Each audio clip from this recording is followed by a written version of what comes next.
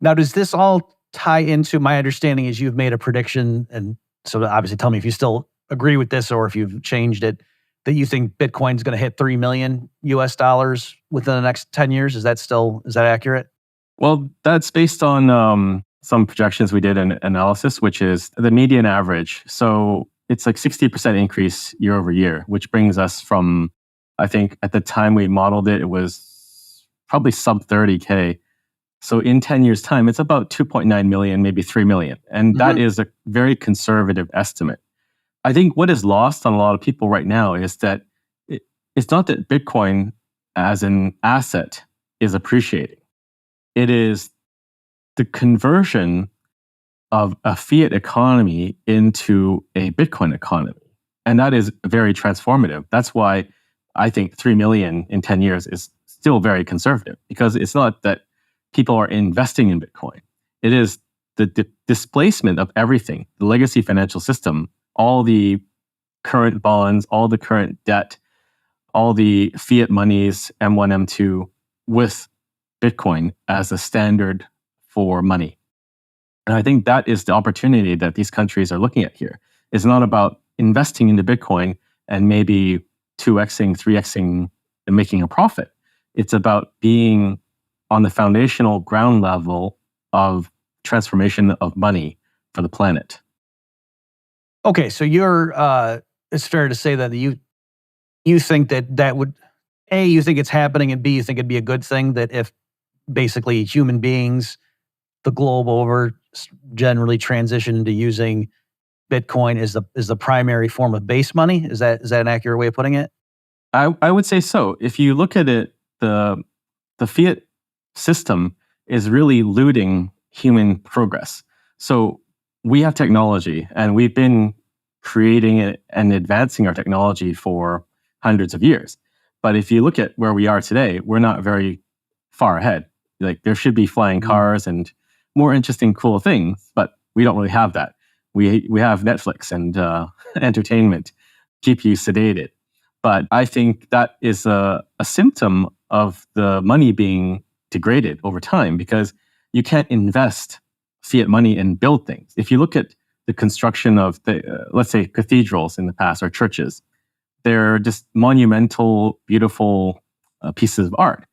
And the cost to build that today would just be astronomical, to the point where you cannot build it. And if you look at the US infrastructure, the roads, bridges, railways, they are all crumbling, because the cost to build and maintain that has also become astronomical. So with the money supply degrading as it is, it just becomes difficult and maybe impossible to build things anymore. And this is why we have to fix the root of the problem and get rid of that imperfect, dysfunctional money and replace it with sound money that you can build on. I think deflation is a natural part of the evolution of economies and of money. It should not be inflationary. It should be deflationary, because technology is deflationary. So I know exactly what you mean by that, but I just want to make sure some of the listeners aren't confused. So you have in mind there that, like with Bitcoin, for example, there's a hard cap of 21 million units that will ever be mined. And so, as we start approaching that, it's as real GDP growth continues, there's more goods and services being produced year after year. If there's just a fixed quantity of the base money, then the price of things measured in Bitcoins is going to go down over time. And that's what you mean by saying it's inherently deflationary?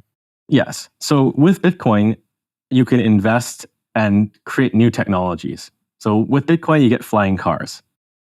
Okay. and the price of the flying car comes down year after year. Yes. As opposed to the price of cars that we think of that gets more expensive year after year. And again, I mean, this is basic stuff, but just in case someone's never heard it, look, with US dollars or euros or what have you, they keep making more of them, and the rate of the increase in that is typically higher than the rate of increase in terms of the real things. And so that's why the price tags keep going up. And your grandpa says, back in my day, that only cost such and such. That's not a fact of human nature. That's a fact of government-issued fiat money. Well, that's also a very interesting point you bring up, Bob. Like, people seem to be okay with that. It's normal now. You see news and it says, this car cost $1,000 30, 40 years ago or something like that. Or a house was this much like 70 years ago. And now it's like $1 million, $2 million. And people just think that's normal. That's actually not normal. That's the erosion of the money. It's the money becoming worthless. But it seems to be happening at a just right pace where the frog is in the pot and it's being boiled, and it kind of feels the water is getting warmer, but it's not ready to jump out yet. But I think we're getting close to that point at which the people are going to start understanding. Because I've just been seeing more and more of these TikTok videos and things pop up where people are complaining about how hard it is to make a living and how it's impossible for them to buy a house anymore. So I believe people are starting to wake up. I'm not sure what you think, but that's my sense. Oh, yeah. I generally speaking, people are much more informed now. I mean, a thing that I like to refer to a lot is that, at least in the United States, like the Federal Reserve used to be this real boring thing that nobody cared about. It was in the background. And then it was only after the financial crisis in 2008 and the Fed started doing what we called quantitative easing that Ben Bernanke had to get trotted out in 60 Minutes to assure everybody, oh, don't worry, it's not going to be inflationary. We can turn it off like that. So that was unusual that before the Fed chair never had to come out on national television to get people to settle down. So yeah, I do think more and more people are waking up to the fact that something's kind of screwy. And just like I think Uber and things like that challenge the government handing out medallions for taxi cab drivers in a way that a guy like me writing a free market economics article wouldn't have moved the needle. Likewise here, to get people to realize that you don't necessarily need the state to issue the money. Bitcoin did that immediately, that more and more people could see this thing in operation. Oh yeah, that digitally issued thing is certainly not something that the state is taking care of, and yet that could displace these other currencies. Mm-hmm. It's funny too, Samson, you mentioned about the cathedrals and whatever. Another element maybe tying into what you're saying is that for some of those projects, the people working on them knew that this thing's not even going to be, I'm going to die before this thing is finished. Like that was in terms of like the long-term thinking that people had, is they would start projects knowing that it's going to be future generations that are going to actually see the benefits of this. Whereas now, like you say, it's like the idea of someone building a building and is even going to be here 10 years from now is, it's not obvious. So it's just amazing that the change. And I think you're right that among other things, it was the debasement of the currency that's partly leading into that change in time horizons, I guess you'd call it. Yeah, but it's interesting how Bitcoin can fix a lot of these things. I think at a very fundamental level, Bitcoin is tied to Bitcoin mining, of course. And Bitcoin mining will drive innovation in energy production. So we've seen a stagnation in our ability to develop new technologies for energy, specifically in nuclear. And in nuclear, between fission and fusion.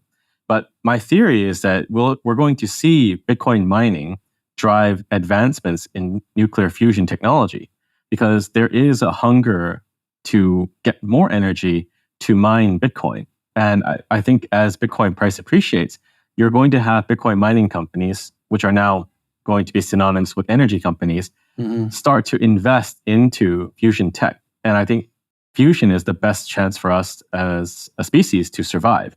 Whether you think climate change is real or not real, you cannot deny that we need to have energy to maintain our own environment, right? We need to be able to cool ourselves if it's too hot, or heat ourselves up if it's too cool, regardless of which way you think it's going. Like, having that energy is a guarantee of our survival. So in many ways, I think Bitcoin is going to advance civilization, and it's going to get us to a better place, because a lot of people seem to have forgotten what energy is and why energy is important, because they've lived in a very comfortable life where they are accustomed to having lights on and that hospitals have consistent power, right? But for people in the developing world, it's very different. And it is different because they don't have a reliable energy grid. They don't have enough energy or electricity, and they don't have access for sure. So it's people living in this coddled environment that seem to have lost the plot. But Bitcoin will force them to relearn that, and that energy is a net positive for human civilization. if not an absolute requirement for human civilization. Hey, everybody, this is Bob Murphy. Thanks for listening to this clip from the InFi podcast. If you like what you heard and want to hear more, please consider subscribing and share this video with others. We've got new episodes dropping every Friday with more insightful discussions. Stay tuned.